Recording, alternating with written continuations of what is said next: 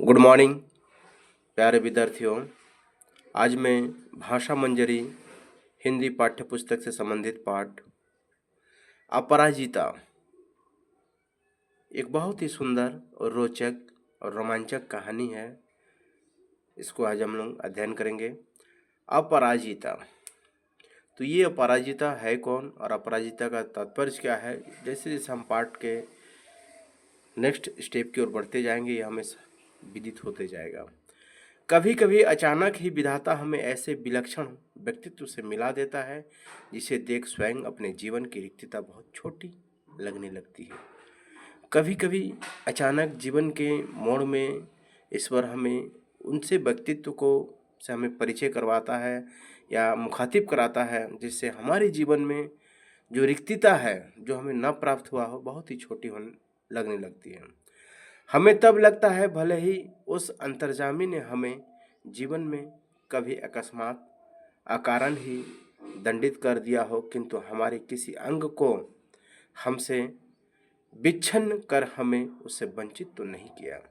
कभी कभी हम ईश्वर को जब अपनी सफलता नहीं मिलते है कोसते हैं या बोलते हैं, लेकिन कभी हमने ये महसूस नहीं किया कि ठीक है, हमारे तो सर्वगुण संपन्न या सभी अंग संपन्न है, वैसे भी दिव्यांगजन है जिनके शरीर के कुछ अंग भी नहीं होते हैं, लेकिन फिर भी वे अपने जीवन से बड़ा खुश अनुभव करते हैं।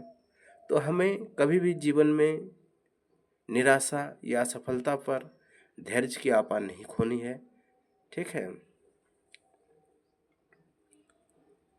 फिर भी हम में से कौन ऐसा मानव है जो अपनी विपत्ति के कठिन क्षणों में भी विधाता को दोषी नहीं ठहराता।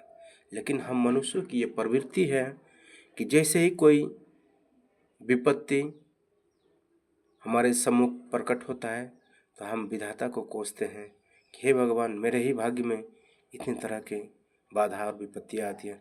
मैंने अभी पिछले ही महीने एक ऐसे अभिशप्त काया देखी है जिसे विधाता ने कठोरतम दंड दिया है। तो लेखिका शिवानी जी क्या कहते हैं कि पिछले ही महीने एक ऐसी अभिशप्त काया देखी है जिसे विधाता ने कठोरतम दंड दिया है, किंतु उसे वह नतमस्तक आनंदी मुद्रा में झेल रही है, विधाता को कोस कर नहीं। ठीक है, तो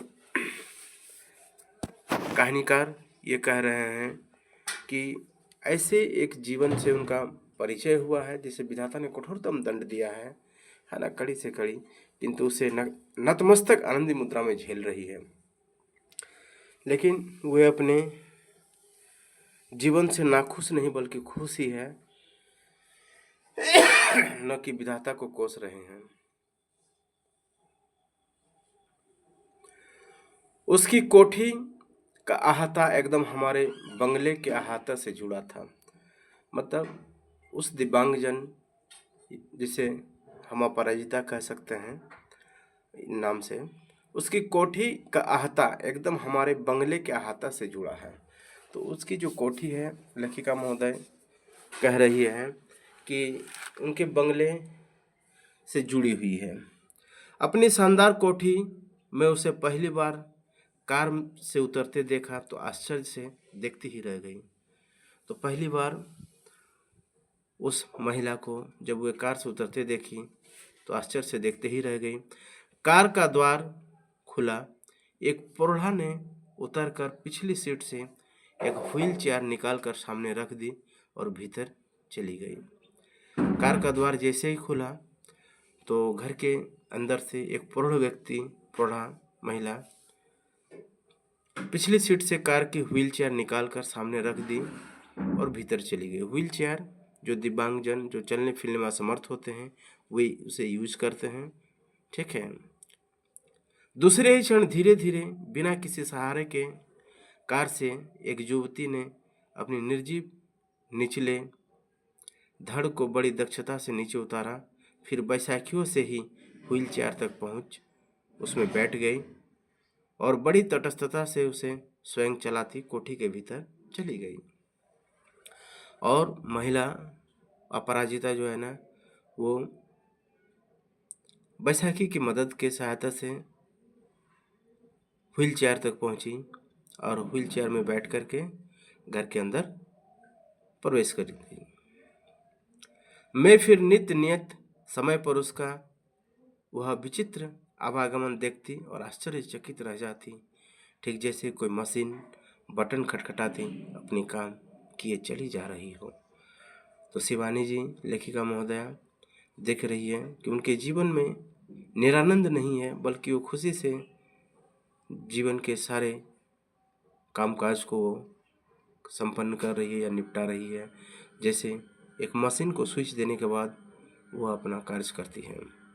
धीरे धीरे मेरा उससे परिचय हुआ। कहानी सुनी तो दंग रह गई।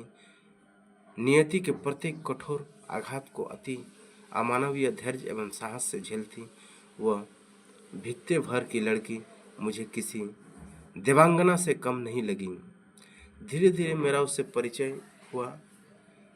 अब उनके बगल में जब रहने लगी अड़ोस पड़ोस में, तो हम सभी भी अपने प्रवृत्ति होती है एक दूसरे से मेल जोल बढ़ाएं, ठीक है। तो उन्होंने भी मेल जोल बढ़ाया और उनकी साहस को देख करके वह दंग रह जाती थी। मैं चाहती हूँ कि मेरी पंक्तियों को उदास आंखों वाला वो गोरा उजले वस्त्रों से सज्जित लखनऊ का मेधावी युवक भी पढ़े, जिसे मैंने कुछ माह पूर्व अपनी बहन के यहाँ देखा था, है ना।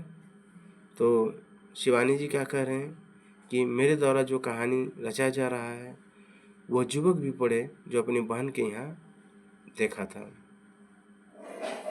वह आईएएस की परीक्षा देने इलाहाबाद गया। आईएएस जो भारतीय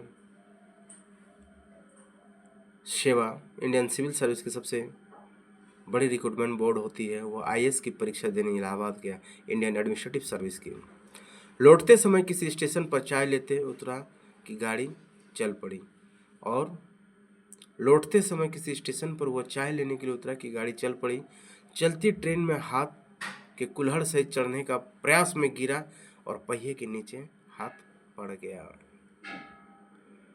ठीक है।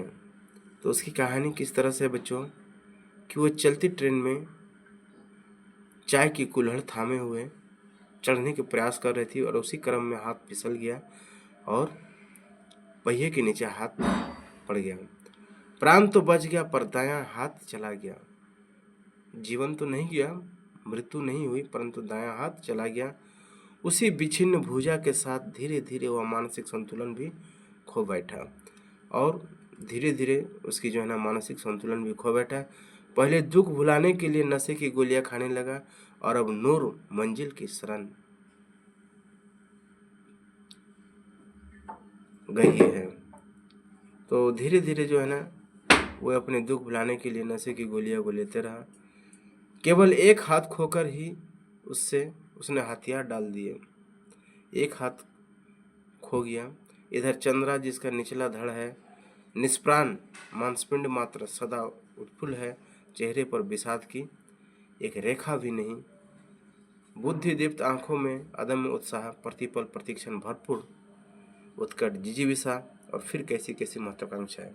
लेकिन इनको देखने के बाद और मन जो है ना विचलित हो उठ रहा। क्या आश्चर्यचकित बात है, आश्चर्यित कर रहा है।